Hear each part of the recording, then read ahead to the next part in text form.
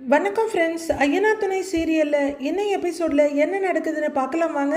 பாண்டி ரொம்ப வருத்தமாக தனியாக உட்கார்ந்துட்டு இருக்க நிலாவும் சோழனும் அவர்கிட்ட வந்து கேட்குறாங்க, டேய் சாப்பாடு சரியில்லைன்னு சொன்னதில் வந்த பிரச்சனைடா, அதுக்காக வேற கல்யாணம் பண்ணுற அளவுக்கு போயிட்டா.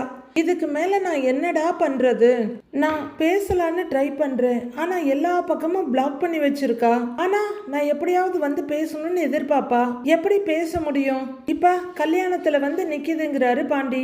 இதுல நான் பண்றதுக்கு ஒண்ணுமே இல்லடா சோழா, இது அவ வாழ்க்கை, அவ தான் முடிவெடுக்கணும் அப்படின்னு பாண்டி ரொம்பவே வருத்தமும் சலிப்புமா சொல்றாரு. நீங்க வருத்தப்படாதீங்க பாண்டி, வானதி கண்டிப்பா உங்களை தேடி வருவான்றாங்க நிலா. அந்த எதிர்பார்ப்பெல்லாம் எனக்கு இல்லைங்க. அவ இஷ்டப்படியே நடக்கட்டும். வேற கல்யாணம் பண்ணிக்கிட்டா அவ சந்தோஷமா இருப்பான்னா அதையே பண்ணிக்கட்டும் அப்படின்னு பாண்டி சொல்ல, டேய் என்ன வார்த்தை பேசுற அப்படிங்கிறாரு சோழன். நிலாவும் திடுக்குன்னு பாக்குறாங்க. நான் இப்படி எதையோ எழுந்த மாதிரி உட்கார்ந்துருக்கிற ஆள் எல்லாம் இல்ல, என்னன்னு தெரியல, திடீர்னு ஒரு மாதிரி இருக்கு அப்படின்னு மனசை மறைக்காம அப்படியே சொல்றாரு பாண்டி. நிலா ரொம்ப வருத்தமும் யோசனையுமா பார்த்துட்டு இருக்க. அட என்னங்க, நான் சரியாயிடுவேங்க, என்ன நினைச்சு நீங்க வருத்தப்பட வேணாங்கிறாரு பாண்டி. கொஞ்ச நாள் போனா எல்லாம் நார்மல் ஆயிடும், நான் பாத்துக்கிறேங்கிறாரு அவரு. சோழன் ரொம்பவே பரிதாபமா பார்த்துட்டு இருக்க. சரி நான் உள்ளர போறேன்டாங்கிறாரு பாண்டி. பாண்டி உள்ளர போக ரெண்டு பேருமே பார்த்துக்கிட்டே இருக்காங்க. அவர் உள்ளர போனதும் நிலா அதே திட்டுல சோழன் பக்கத்துல வந்து உட்கார்றாங்க. ஏங்க பாண்டிய பேச வேணாம்னு சொல்லிட்டு போறாரு, இதுல நாம என்ன பேசுறதுன்னு கேக்குறாங்க நிலா. சோழன் யோசனையா பார்க்க, விடுங்க அவரே பாத்துக்குவாருன்றாங்க நிலா. இதுல நாம ரெண்டு பேரும் தலையிடாம இருக்கிறது தான் நல்லது அப்படின்னு நிலா சொல்ல, என்னையெல்லாம் கேட்டா வானதி அவன் வாழ்க்கையை விட்டு போறது தான் நல்லது. ஆனா அவனுக்கு அப்படி இல்லையே, லவ் ஆச்சே, அதுதான் இப்படி வருத்தப்பட்டு பேசிட்டு போறான். பாவம் இல்லைங்க பாண்டி, இந்த காதல் படுத்துற பாடு இருக்கு பாருங்க. என்னை எல்லாம் கேட்டா நான்லாம் ஒரு புக்கே ரிலீஸ் பண்ணுவேன், அவ்வளவு வலியை அனுபவிச்சிருக்கேங்கிறாரு சோழன். போதும் போதும், அப்படியே டாபிக்க உங்க பக்கம் திருப்பாதீங்க அப்படின்னு நிலா சொல்ல, என்ன பத்தி நான் சொல்லலம்மா, அவனை பத்தி தான் பேசிட்டு இருக்கேன்றாரு சோழன். அவனுக்கு வானதி இருந்தாலும் இப்படி சண்டை போடுறாளே, சாகடிக்கிறாளேன்னு பெரிய பிரச்சனையா இருக்கு. இல்லனாலும் ஐயோ இப்படி அவ பாட்டுக்கு போயிட்டாளேன்னு இருக்கு. இவெல்லாம் இப்படி ஓப்பனா பேசுற ஆளே இல்ல. ஆனா நம்ம கிட்டயே இப்படி புலம்பிட்டு போறானா, அவன் மனசுக்குள்ள எவ்வளவு வலிய வச்சிருப்பான் யோசிச்சு பாரு. இதை கேட்டதுக்கு அப்புறமும் எப்படி அமைதியா இருக்கிறது? நாம பேசாம வானதி கிட்ட பேசலாமாங்கிறாரு சோழன். நிலா என்ன சொல்றதுன்னு அமைதியா பார்த்துட்டு இருக்க. வானதி என்ன எனக்கு தெரியாத பொண்ணா? ஒருவேளை நாம யாரும் வந்து பேசி பிரச்சனையை சரி பண்ணலன்னு அதுக்கும் கோவப்பட்டாலும் படுவா அப்படின்னு சோழன் சொல்ல, அதுவும் சரிதானே நமக்கு தோணுது. எனக்கு என்னமோ ஒரு முறை அவகிட்ட பேசிட்டா பெட்டர்னு தோணுது. எப்பவும் அவங்களுக்குள்ள நடக்கிற சண்டைன்னா நாம உள்ளர போக வேண்டாம். இப்ப இன்னொருத்தரோட கல்யாணம் வரைக்கும் போறேங்கிறாளே, நாம ஏதாவது ரியாக்ட் பண்ணணும்ல அப்படிங்கிறாரு சோழன். ஓகே சோழன், ஆனா பாண்டிதான் அப்படிங்கிறாங்க நிலா. அவன் அப்படிதான் சொல்லுவான் நிலா, அதுக்காக அப்படியே விட்டுட முடியுமா? இல்ல உனக்கும் எனக்கும் சண்டை வந்தா அவன் சமாதானம் பண்ண வந்து நிக்க மாட்டானா? இதுவரைக்கும் எத்தனை தடவை அவன் எனக்காக உங்ககிட்ட பேசி இருப்பான். அப்ப நாமளும் நல்லதை கெட்டதை பார்க்கணுமே அப்படிங்கிறாரு சோழன். நிலா யோசிச்சுட்டே இருக்க, ஒருவேளை அவ சமாதானம் ஆயிட்டா நல்லது தானே, இல்ல அவ முடிவுல தெளிவா இருந்தா அவ வாழ்க்கை அவ இஷ்டம்னு விட்டுடலாங்கிறாரு சோழன். நாம ஒன்னு அவளை ஃபோர்ஸ் எல்லாம் பண்ண போறது இல்லையே அப்படின்னு சோழன் நிலாவை மண்டையை கழுவிட்டே இருக்காரு. நிலா யோசிச்சுட்டே இருக்க, சரின்னு சொல்லு நிலா அப்படின்னு சொல்லிட்டு அவங்க முகத்தையே பாக்குறாரு. நிலாவும் ரொம்ப நேரம் யோசிச்சுட்டு சரி பேசி பார்க்கலான்னு ஒத்துக்கிறாங்க. அப்ப காலையில முதல் வேலையா இந்த பிரச்சனையை முடிச்சு விட்டுடலாம் அப்படின்னு சோழன் சொல்ல, நிலாவும் சரின்னு வேகமா தலையாட்டுறாங்க. சோழனுக்கு ஏதோ பெரிய பாரம் இறங்கின மாதிரி இருக்கு. அப்பா அப்படின்னு நெஞ்சில கைய வச்சு ஒரு பெருமூச்சு விடுறாரு. உடனே பில்டப் கொடுக்க ஆரம்பிச்சிடுறாரு. வீட்டுக்கு மூத்தவனா இருக்கிறதுல எவ்வளோ கடமை இருக்கு பாத்தியா? நல்ல வேலை நீ கடைசி பொண்ணா போயிட்ட, கடமை எதுவும் இல்லாம தப்பிச்சிட்ட. ஆனா என்ன பாத்தியா, சேரனனுக்கு கல்யாணம், பாண்டிக்கு கல்யாணம், எல்லாத்துக்கும் இந்த சோழன் தான் போய் நிக்க வேண்டியதா இருக்கு. என்ன கரெக்ட் தானேன்னு ஓவர் பில்டப் கொடுத்துட்டு நிலா கிட்ட கேக்குறாரு.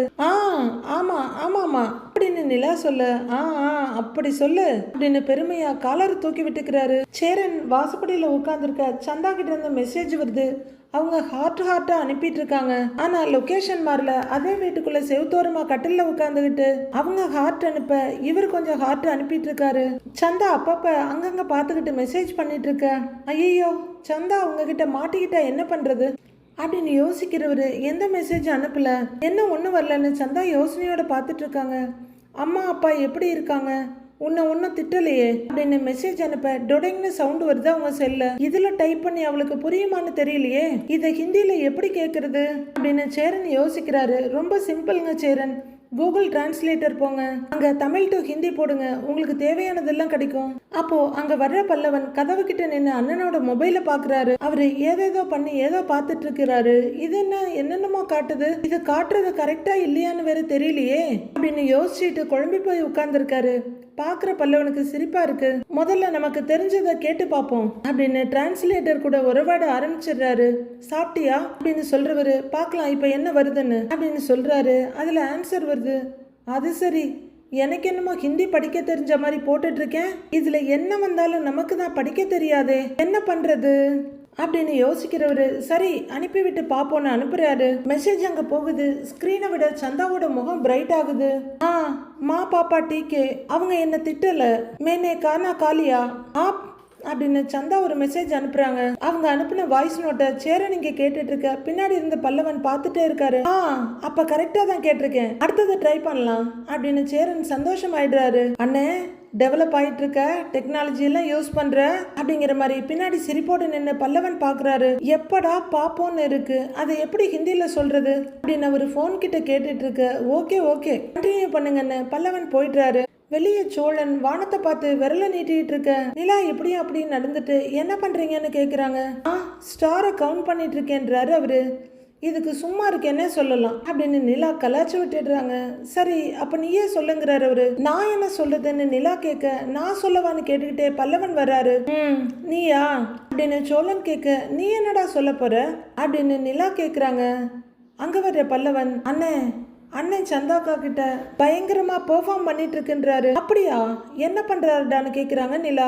அத நீங்களே வந்து பாருங்கன்னு பல்லவன் சொல்ல, அட நான்லாம் வரலங்கிறாங்க நிலா. நீ வர்றியான்னு இன்ட்ரெஸ்டா கூப்பிடுறாரு. அவர் கொல்லப்பக்க படிகள்ல உட்காந்து சேட் பண்ணிட்டு இருக்க.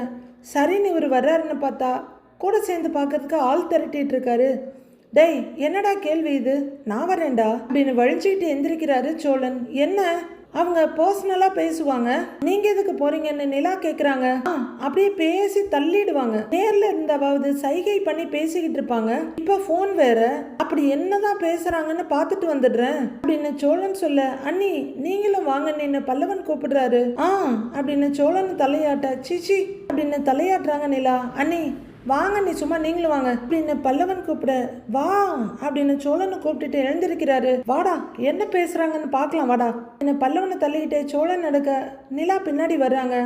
டேய் அப்படி என்னடா பேசுறாங்க அப்படின்னு பல்லவனை தள்ளிக்கிட்டே வர்றாரு அவரு. ஹாலுக்குள்ள வந்துட்டு எங்கடான்னு கேட்க, இதோ அங்கதான் அப்படின்னு பல்லவன் சொல்ல, சரி அமைதியா நட அப்படின்னு சோழன் பல்லவன் கையை பிடிச்சுக்கிட்டே மெதுவா வந்து கொல்லப்பக்க கதவு கிட்ட நிக்கிறாங்க. அங்க சேரன் போனை வச்சுக்கிட்டு, நீ பண்ணி கொடுத்த சப்பாத்தி பன்னீர் பட்டர் மசாலா இதெல்லாம் நான் ரொம்ப மிஸ் பண்றேன், இதை எப்படி ஹிந்தியில் சொல்வது அப்படின்னு அவரு போன் கிட்ட சொல்லிக்கிட்டு இருக்க.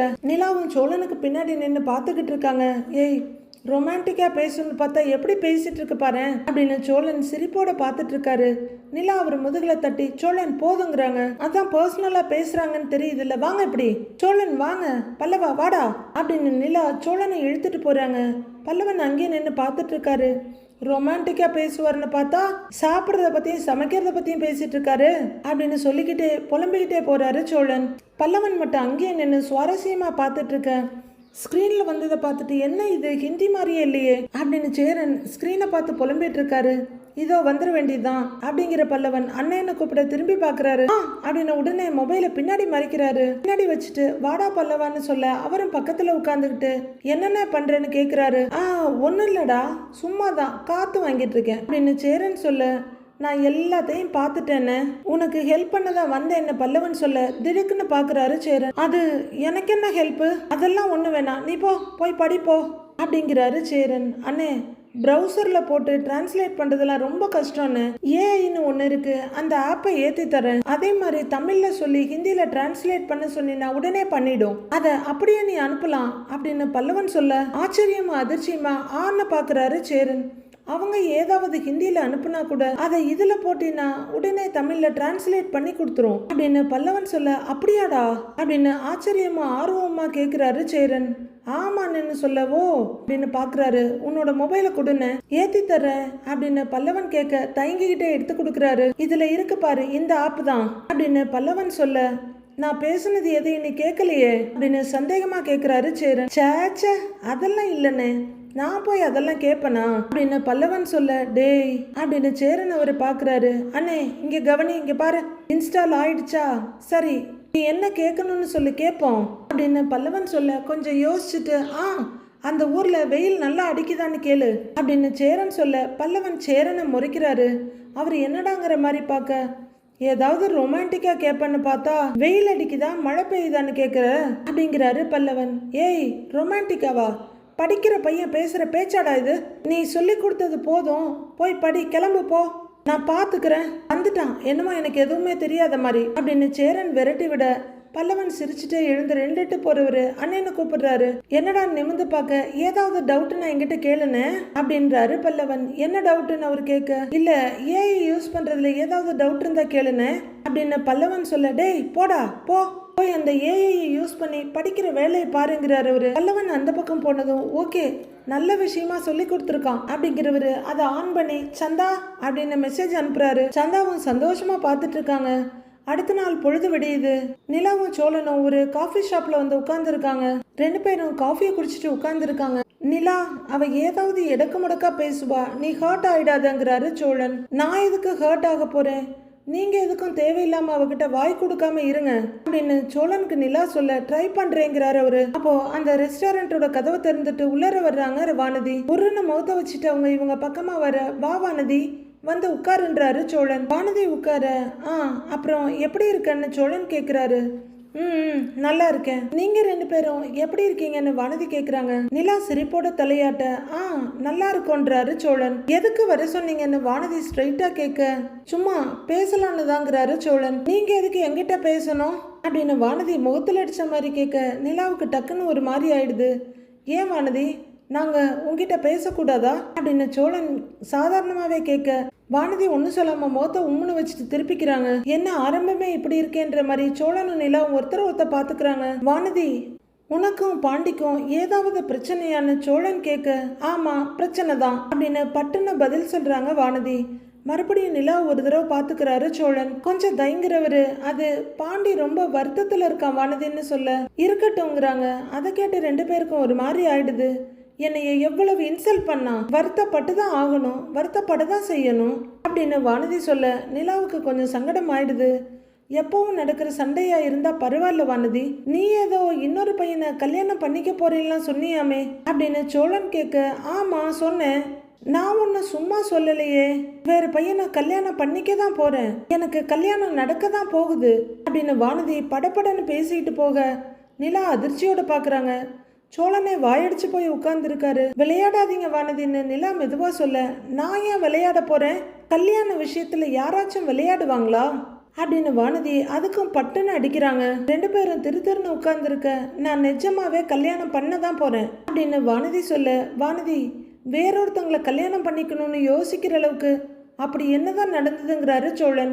என்ன உங்களுக்கு தெரியாதா, உங்க தம்பி டைம் கிடைக்கும் போதெல்லாம் என்னை இன்சல்ட் பண்ணுவாரு, என்ன மற்றவங்க முன்னாடி விட்டு கொடுத்து பேசுவாரு, இதெல்லாம் நான் கண்டுக்காம இருக்கணுமா அப்படின்னு வானதி பொறிஞ்சு தள்ள, ஐயோ அப்படின்னு சலிப்பா பாக்குறாரு சோழன். வாய மூடிட்டு பேசாம இருக்கிறது தான் நல்லது இவகிட்டன்ற மாதிரி அமைதியா உட்கார்ந்துருக்காங்க நிலா. அன்னைக்கு நீங்கெல்லாம் ஊருக்கு போனதுக்கு அப்புறம் வீட்டுல இருக்க எல்லாரையும் நான் அப்படி கவனிச்சுக்கிட்டேன். மனசாட்சியே இல்லாம நான் வீட்டுக்கு வந்து அவனை டார்ச்சர் பண்றேன்னு சொல்றான். அவன் என்ன டார்ச்சரா நினைக்கிறான். அப்புறம் நான் எதுக்கு அவன் கூட இருக்கணும், அதான் வேற கல்யாணம் பண்ணிக்கலான்னு முடிவு பண்ணிட்டேன் அப்படிங்கிறாங்க வானதி. லூசு மாதிரி பேசாத வானதி, இந்த சண்டைக்கு போய் வேற யாரையாவது கல்யாணம் பண்ணிக்கிறத பத்தி யோசிப்பாங்களா அப்படின்னு கொஞ்சம் டென்ஷனான சோழன் கேக்குறாரு. வானதி அதை விட டென்ஷன் ஆயிடுறாங்க. உங்களுக்கு சின்ன சண்டையா இருக்கலாம், ஆனா எனக்கு அப்படி இல்ல, எப்ப பாரு பாண்டி என்கிட்ட அப்படிதான் சொல்லுது, எல்லாத்தையும் தாண்டி கல்யாணம் பண்றது என்னோட இஷ்டம், நான் பண்றேங்கிறாங்க வானதி. வானதி கோவத்துல முடிவெடுக்கிற, கொஞ்சம் பொறுமையா எடுக்கலாம் இல்லைங்கிறாரு சோழன். நான் பொறுமையா இருந்து ஒர்க் அவுட் ஆகாம தான் கல்யாணத்துக்கு போயிட்டேன் நானு அப்படின்னு வானதி அதுக்கும் ஒரு பதிலை கொடுக்க, ஐயோ முடியலடா சாமின்னு பாக்குறாரு சோழன். கொஞ்ச நேரம் கழிச்சு, ஆமா நாங்க பாண்டிக்கு உன்னை பொண்ணு கேட்டு உன்னை கல்யாணம் பண்ண உங்க வீட்டுக்கு கேட்கறதுக்கு வர்றதா தானே இருந்துச்சு, அப்புறம் எப்படி உங்க வீட்டுல வேற இடத்த பார்க்க ஒத்துக்கிறாங்கன்னு கேக்குறாரு சோழன். அதெல்லாம் நான் என் வீட்டுல சொல்லிட்டேன், அவங்களுக்கும் நான் உங்க வீட்டுக்கு வராம இருக்கிறது ரொம்ப சந்தோஷம்தான். நான் மாப்பிள்ளை பாருங்கன்னு வீட்டுல சொன்னேன், உடனே அவங்களும் ஒத்துக்கிட்டாங்க அப்படின்னு வானதி சொல்ல, நிலா சோழன் 2 பேரும் ரொம்பவே அதிர்ச்சி ஆயிடுறாங்க. இதுக்கு மேலே பேசியே ஆகணும்னு நினைக்கிற நிலா, என்ன வானதி நீங்கள் சின்ன பொண்ணு தானே, உங்களுக்கு அப்படி என்ன வயசாயிடுச்சுன்னு நிலா கேட்குறாங்க. பொறுமையாக கூட கல்யாணம் பண்ணலாம்ல, இந்த வயசுலேயே எதுக்கு கல்யாணம் பற்றிலாம் யோசிக்கிறேன்னு நிலா கேட்குறாங்க. வானதி அமைதியாக இருக்க, நீ முதல்ல உன் படிப்பை முடி, கரியரை பாரு. பாண்டி மேல இருக்க கோவத்துல யாரையோ ஒருத்தரை கல்யாணம் பண்ணி உனக்கு தானே கஷ்டங்கிறாங்க நிலா. நீங்க எதுக்கு இந்த மாதிரி அட்வைஸ் எல்லாம் எனக்கு கொடுக்குறீங்க? எப்ப கல்யாணம் பண்ணணும்னு எனக்கு தெரியாதா?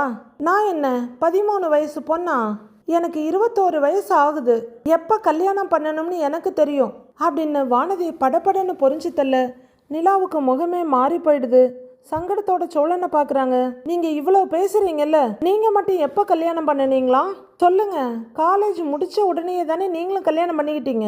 ஏன் நீங்க உங்க கரியரை பார்த்துட்டு லேட்டா கல்யாணம் பண்ண வேண்டியது தானே அப்படின்னு வானதி கடகடன்னு பேசிட்டு போக சோழனுக்கே ரொம்ப சங்கடமாயிடுது. உங்களுக்கு ஒரு நியாயம், எனக்கு ஒரு நியாயமா? நீங்க தேவையில்லாம என் விஷயத்துல மூக்க நுழைக்காதீங்க அப்படின்னு வானதி முகத்துல அடிச்ச மாதிரி சொல்லிடுறாங்க. சாரி அப்படின்றாங்க நிலா. ஏய் என்னடி ரொம்ப ஓவரா பேசிட்டு இருக்கிற அப்படின்னு சோழன் டென்ஷன் ஆகி சொல்ல, பின்ன வேற எப்படி பேசுறது? என்ன தேவையில்லாத கேள்வி கேட்டா நான் அப்படிதான் பேசுவேன் அப்படின்றாங்க வானதி. வானதி சாரி வானதி, தப்பு தான். நாங்க பாண்டி மேல இருக்கிற அக்கறையில பேச வந்துட்டோம். நீ சொல்றது கரெக்டு தான் வானதி, நாங்க ஏன் தலையிடணும்னு சாஃப்டா சொல்றாங்க நிலா. உங்களுக்கு பாண்டி மேல அக்கறை இருந்தா அதை பாண்டியோட வச்சுக்கோங்க, என்ன கூப்பிட்டு இப்படிலாம் பேசாதீங்க அப்படின்னு வானதி சொல்ல, இங்க பாரு உன்னை எனக்கு நல்லா தெரியுங்கிற உரிமையில தான் உன்னை கூப்பிட்டு பேசலான்னு நிலாவை கூட்டிக்கிட்டு வந்த. நீ இப்படிலாம் பேசுவேன்னு தெரிஞ்சிருந்தா நாங்க வந்திருக்கவே மாட்டோம் அப்படின்னு சோழன் சொல்ல, நான் இதுவும் பேசுவேன் இதுக்கு மேலேயும் பேசுவேன் அப்படின்னு வானதி சொல்ல, அம்மா தாயே அப்படின்னு டென்ஷன் ஆகுற சோழன் சரௌண்டிங்கை பார்த்து வாய்ஸை கண்ட்ரோல் பண்ணிட்டு டென்ஷனை குறைச்சிட்டு, தெரியாம உன்னை கூப்பிட்டுட்டோம், அங்க கூப்பிட்டோன்னு வந்தல்ல அதுவே ரொம்ப சந்தோஷம்தான். இனிமே நாங்க உன்னை எதுக்கும் கூப்பிட மாட்டோம், தயவு செஞ்சு நீ கிளம்புங்கிறாரு சோழன். சொன்னதை செஞ்சா சரிதான் அப்படின்னு பின்னாடி சேர படார்னு தள்ளி விட்டுட்டு போறாங்க வானதி. ஐயோ சாமின்னு தலையில கைய வச்சுக்கிறாரு சோழன். நிலா ரொம்ப சங்கடத்தோட இடிஞ்சு போய் உட்கார்ந்துருக்க. என்ன பொண்ணு நிலா இவ இப்படி பேசிட்டு போறாங்கிறாரு சோழன். இல்ல சோழன், நானும் அவளை சின்ன பொண்ணு, ஏன் இவ்வளோ சீக்கிரம் கல்யாணம் பண்றேன்லாம் தேவையில்லாம கேட்டிருக்க கூடாது, ஒரு வேகத்துல கேட்டுட்டேன் அப்படின்னு நிலா சொல்ல, நீ என்ன நிலா அப்படி தப்பா கேட்டுட்ட? நீ கேட்டது எல்லாமே சரியாதான் கேட்ட, அதுக்கு அவ கொடுத்த பதில் தான் ரொம்ப ஓவரா இருந்தது அப்படின்னு சோழன் ஆதங்கப்பட, விடுங்க சோழன்கிறாங்க நிலா. அவங்க பிரச்சனையில நாம கொஞ்சம் ஓவரா இன்வால்வ் ஆயிட்டோம் அப்படின்னு நிலா சங்கடப்படுறாங்க. நீ வேணான்னு தான் சொன்ன, நான் தான் உன்னை கூட்டிக்கிட்டு வந்துட்டேன் சேன்னு சங்கடப்பட்டு தலையில கைய வச்சுக்கிறாரு சோழன். இப்ப இவகிட்ட பேசின விஷயத்துக்கு நான் உங்ககிட்ட சாரி கேட்டுக்கிறேன் நிலா அப்படின்னு சோழன் சொல்ல, பரவாயில்ல விடுங்கன்றாங்க நிலா. சரி கிளம்புவோமா அப்படின்னு அவர் கேட்க, கொஞ்சம் சங்கடம் அவமானம்னு முகம் செவந்து போய் உட்கார்ந்துருக்க நிலா. போலான்றாங்க. சரி வான்னு கூட்டிக்கிட்டு கிளம்புறாரு அவரு. பாண்டி ஒர்க் ஷாப்ல வேலை பார்த்துட்டு இருக்க ஒரு கஸ்டமர் இருக்காரு, கூடவே கண்ணன் புறவும் கொஞ்சம் தள்ளி நின்றுட்டு இருக்காரு. அங்க காஃபி ஷாப்ல கிளம்பின வானதி அப்படியே கடகடன்னு நடந்து வர்றாங்க. கண்ணன் ப்ரோ தான் முதல்ல பார்த்துடுறாரு. உடனே பாண்டிக்கிட்ட, அண்ணே எக்ஸ்பிரஸ் ட்ரெயின் நம்ம கடையை நோக்கி வேகமா வருதுன்னுங்கிறாரு. யாரடா சொல்றேன்னு பாண்டி கேட்க, வானதின்னுங்கிறாரு கண்ணன் ப்ரோ. பாண்டியன் படக்குன்னு திரும்பி பார்க்குறாரு. வானதி முகத்தை சுடுசுடுன்னு வச்சுட்டு ரொம்ப ஃபாஸ்டா வர்றாங்க. அண்ணே நீங்க கிளம்புங்க, வண்டியை ரெடி பண்ணிட்டு நான் உங்களுக்கு ஃபோன் பண்றேன் அப்படின்னு பாண்டி சொல்ல, சரிங்கன்னு கிளம்புறாரு அவரு கொஞ்ச தூரம் அந்த பக்கம் போக வானதி வர்றாங்க. நான் தான் உனக்கு ஃபோன் பண்ணல, அப்புறம் எதுக்கு வந்தேன்னு பாண்டி கேட்குறாரு. உன்னை பார்த்து உங்ககிட்ட பேசுறதுக்காக ஒன்றும் நான் வரல, உன் மூஞ்செல்லாம் என்ன தவிர வேற யார் பாப்பா? நான் சீக்கிரம் கல்யாணம் பண்ணிக்கிட்டு போயிடுவேன், அதுக்கப்புறம் எவ்வளவு உன்னை திரும்பி கூட பார்க்க மாட்டா. சிடுன்னு ஒரு மூஞ்சி, அதை வேற எவ்வளவு பாப்பாலாக்கும் அப்படின்னு வானதி பொறிஞ்சு தள்ளிட்டு இருக்க. யாரு பார்த்தா என்ன, பாக்காட்டி உனக்கு என்ன, அதான் வேணான்னு சொல்லிட்டு போயிட்டல்ல, அப்புறம் எதுக்கு திரும்ப திரும்ப வர்றேன்னு கேக்குறாரு பாண்டி. அததான் நானும் கேக்குறேன், நாம தான் பேசிக்க வேணான்னு முடிவு பண்ணியாச்சுல்ல, அப்புறம் எதுக்கு தேவையில்லாம தூது அனுப்பிக்கிட்டு இருக்கிற அப்படின்னு வானதி கேட்க பாண்டிக்கு ஒன்றும் புரியல. தூது அனுப்புனா? யாரு தூது அனுப்புனான்னு கேக்குறாரு அவரு. தெரியாத மாதிரி கேட்காத. உன் அண்ணனும் அண்ணியும் என்னை பார்த்து பேசுனாங்க. நீ சொல்லாமையே அவங்க என்னை தேடி வந்திருப்பாங்க அப்படின்னு வானதி கத்த. அவங்க வந்து உங்ககிட்ட பேசுனாங்களா அப்படின்னு பாண்டி திகைப்போட கேட்குறாரு. அடேங்க அப்பா, வானதி கிட்ட பேசுங்கன்னு சொல்லி அனுப்பிட்டு தெரியாத மாதிரி என்னெல்லாம் கேட்குற நீ? 2 பேரும் என்கிட்ட வந்து பாண்டி ரொம்ப நல்லவன் வல்லவன் அப்படியே உன்னை பாராட்டி பேசுறாங்க. ஆனா நீ எவ்வளவு மோசமானவன்னு எனக்கு மட்டும்தானே தெரியும் அப்படின்னு வானதி சொல்ல அதிர்ச்சியாகிற பாண்டி, மோசமானவனா அப்படிங்கிற பாண்டி, இதோ பாரு, நான் யாரையும் பேச சொல்லிலாம் அனுப்பல. நீ ஏன் வீட்டுக்கு வர்றதில்லைன்னு கேட்டாங்க. நான் நடந்ததெல்லாம் சொன்னேன். அதை வச்சு அவங்களா வந்து பேசி இருப்பாங்கன்றாரு பாண்டி. ஓ, நடிக்காத சரியா? உனக்கு என்கிட்ட வந்து பேசுறதுக்கு ஈகோ, அதே சமயம் எங்க நான் கல்யாணம் பண்ணிட்டு போயிடுவேன்னு பயம். அதுதான் உங்க அண்ணனையும் அண்ணியையும் தூது அனுப்பி இருக்க. உனக்காக பேச வந்துட்டு எவ்வளவு திமிரா பேசினாங்க தெரியுமா அவங்க? அது உங்க அண்ணி காலேஜ் தானே படிக்கிற, அதுக்குள்ள கல்யாணத்துக்கு என்ன அவசரம்? நல்லா படி, நல்ல நிலைமைக்கு வான்னு அட்வைஸ் வேற பண்றாங்க. உங்க அண்ணிக்கு என்ன மோட்டிவேஷன் ஸ்பீக்கர் ஆகணும்னு ஆசையா? என்கிட்ட பிராக்டிஸ் பண்ணி பாக்குறாங்களா அப்படின்னு வெறி பிடிச்ச மாதிரி வானதி கத்த. உனக்கெல்லாம் என்ன பதில் சொல்றதுன்ற மாதிரி பாண்டி முகத்தை திருப்பிக்கிறாரு. எனக்கு எப்போ கல்யாணம் பண்ணிக்கணும்னு தோணுதோ அப்போ நான் கல்யாணம் பண்ணிக்குவேன். அவங்க ஏன் என்கிட்ட இதெல்லாம் கேட்குறாங்க? என்ன கேள்வி கேட்குற அவங்க மட்டும் எப்போ கல்யாணம் பண்ணிக்கிட்டாங்களாம்? படிச்சு முடிச்ச உடனே தானே அவங்களும் கல்யாணம் பண்ணிக்கிட்டாங்க. இதில் அட்வைஸ் வேற. நான் தான் நமக்குள்ள எதுவும் இல்லைன்னு சொல்லிட்டேன்ல. இனிமே உன் வீட்டு ஆளுங்களெல்லாம் தூது அனுப்புறதெல்லாம் இதோட நிறுத்திக்க. வேண்டாம், அவ்வளோதான் சொல்லிட்டேன். உன் அண்ணி கூட பரவாயில்ல, உன் அண்ணன் இருக்கான் பாரு, அவர் என்கிட்ட சண்டைக்கு வர்றாரு. ஒழுங்கா இருக்க சொல்லி வை. எப்பவும் நான் இந்த மாதிரி மரியாதையா பேசிக்கிட்டு இருக்க மாட்டேன் அப்படின்னு வானதி கத்துன்னு கத்திட்டு இருக்க. கண்ணன்புரம் அப்படியே அதிர்ச்சியோட பார்த்துட்டு இருக்காரு. பாண்டிய டென்ஷன் ஆயிடுறாரு.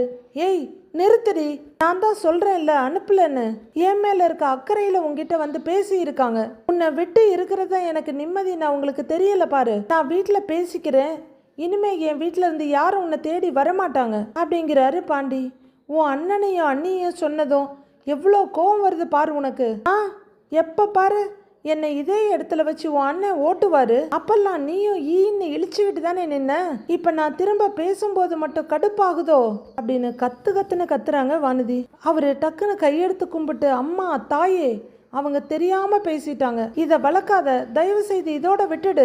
உங்ககிட்ட பேசட்டுமான்னு அவங்க வந்து கேட்டாங்க. நான் வேணான்னு தான் சொன்னேன். என் பேச்ச கேட்காம அவங்க உங்ககிட்ட வந்து பேசிட்டாங்க. இப்ப சொல்லிட்டல்ல, நான் பாத்துக்கிறேன் அப்படின்னு பாண்டி சொல்ல.